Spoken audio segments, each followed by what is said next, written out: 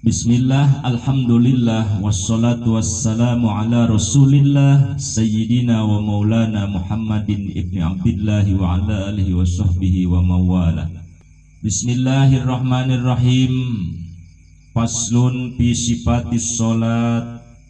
Arkanus sholati ay furudiha arba'ata asyara au sab'ata asyara ruknan bija'li tuma'ninati fi mahalliha ruknan wahidan ahaduha niyatun wahia al-qasdu bil qalbi li khabarin innamal a'malu bin niyati fayajibu fiha ay qasdu fi'liha ay sholat.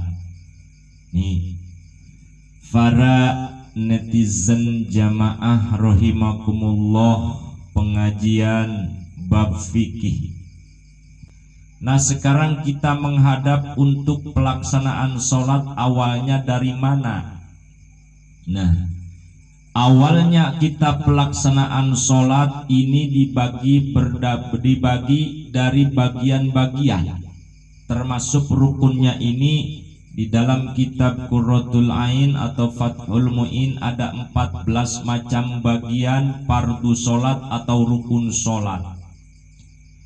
Kalau menghitung 14 ini bija'lit tuma'ninati bi mahalliha ruknan wahidan.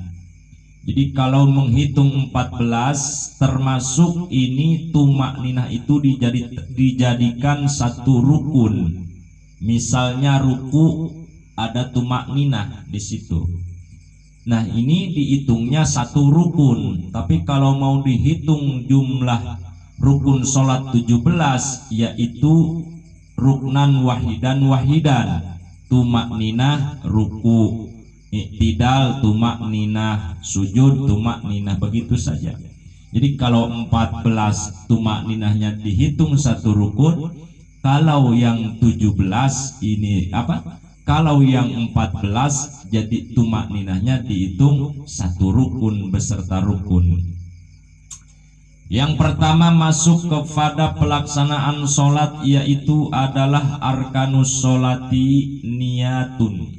Pertama rukun sholat adalah niat. Niat itu apa? Niat itu adalah al-qasdu bil qalbi.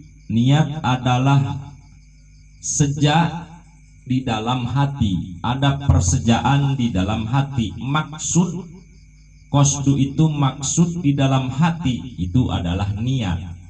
Jadi contoh, kalau kita mau ke pasar, di rumah sudah ngomong di dalam hati sejak mau ke pasar pasti berangkat ke pasar.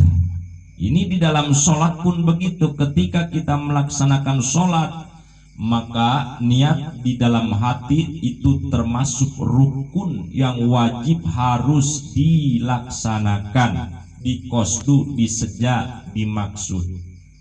Apa landasannya? Argumentasi dalil daripada hadis Rasulullah Shallallahu Alaihi Wasallam, innamal a'malu binniyati.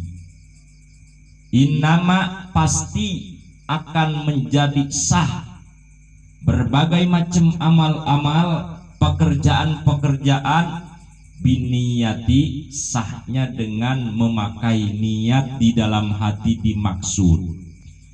Jadi para muhibbin wal muhibbat, rukun sholat itu terbagi 3. Nah, ingat-ingat, rukun sholat yang 14 atau yang 17 ini jangan salah, kok ini 14, kok ini 17, yang mana yang benar gitu. 14 benar, 17 benar. Kalau 14 dihitung satu rukun tumakninah, kalau 17 tumakninah masing-masing. Jadi 14 tambah 3 ada 3. Itu 3 tumakninah di dalam i'tidal, sujud, tumakninah, sujud. Duduk di antara 2 sujud. Ada tumakninah. Nah, kembali lagi pelan-pelan saja ya Bang ya. Jadi yang 17 atau yang 14 rukun sholat itu terbagi 3 bagian. Yang pertama adalah bangsa kolbi, bangsa urusan hati. Rupanya atau gambarannya adalah niat. Yang kedua, bangsa qauli, ucapan. Bangsa ucapan itu yang wajib harus dikeluarkan oleh lisan, seperti yang wajib dibaca bacaan di dalam sholat, seperti membaca takbiratul ihram, baca surat Fatihah, Al-Fatihah. Itu maksudnya kepada ranah wajib atau termasuk rukun. Itu bangsa qauli namanya. Bangsa qauli itu yang harus wajib kita ucapkan, minimal terdengar oleh kuping kita sendiri.